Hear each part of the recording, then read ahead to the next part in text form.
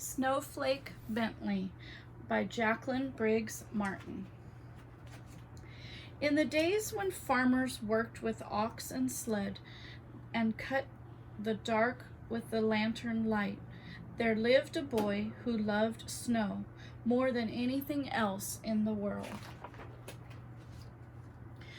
Willie Bentley's happiest days were snowstorm days. He watched snowflakes fall on his mittens on the dried grass of Vermont farm fields.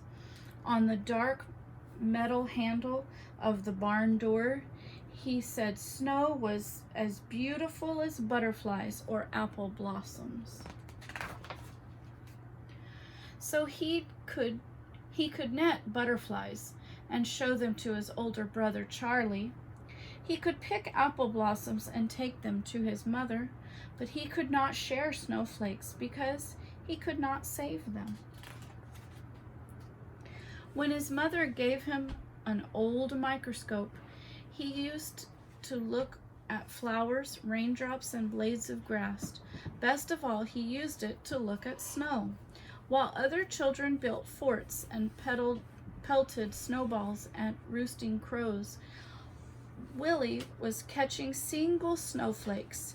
Day after stormy day, he studied the icy crystals. Their intricate patterns were even more beautiful than he had imagined. He expected to find whole flakes that were the same, that were copies of each other, but he never did.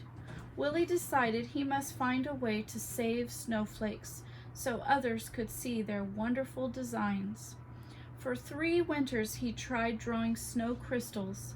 They always melted before he could finish. When he was 16, Willie read of a camera with its own microscope. "If I had a camera, I could photograph snowflakes," he told his mother. Willie's mother knew he would not be happy until he could share what he had seen. "Fussing with snow is just foolishness," his father would say. Still, he loved his son.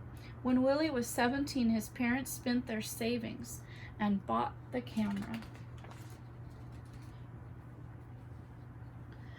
It was taller than a newborn calf, and it cost as much as his father's herd of 10 cows. Willie was sure it was the best of all cameras. Even so, his first pictures were failures, no better than shadows. Yet he would not quit. Mistake by mistake, snowflake by snowflake, Willie worked through every storm. Winter ended, the snow melted, and he had no good pictures. He waited for another season of snow. One day in the second winter, he tried a new experiment, and it worked. Willie had figured out how to photograph snowflakes. Now everyone would see the great beauty in a tiny crystal. But in those days, no one cared. Neighbors laughed at the idea of photographing snow. "Snow in Vermont is as common as dirt," they'd say. "We've no need for pictures." Willie said the photographs would be his gift to the world. While other farmers sat by the fire or rode to town with horse and sleigh, Willie studied snowstorms. He stood at the shed door and held out a black tray to catch snowflakes. When he found only jumbled broken crystals, he brushed the tray clean with the turkey feather and then held it out again. He'd wait hours for just the right crystal and didn't notice the cold. If the shed were warm, the snow would melt. If he breathed on the black tray, the snow would melt. If he twitched his muscle as he held the snow crystal on the long wooden pick of the snowflake would break. He had to work fast or the snowflake would evaporate before he could slide it into place and take its picture.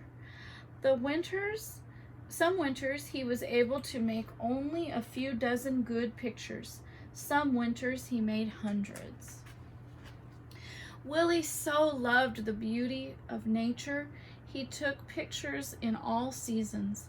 In the summer, his nieces and nephews rubbed coat hangers with sticky pitch from spruce trees. Then Willie could use them to pick up spider webs jeweled with water drops and take pictures. On fall nights, he would gently tie a grasshopper to a flower so he could find it in the morning and photograph the dew-covered insect.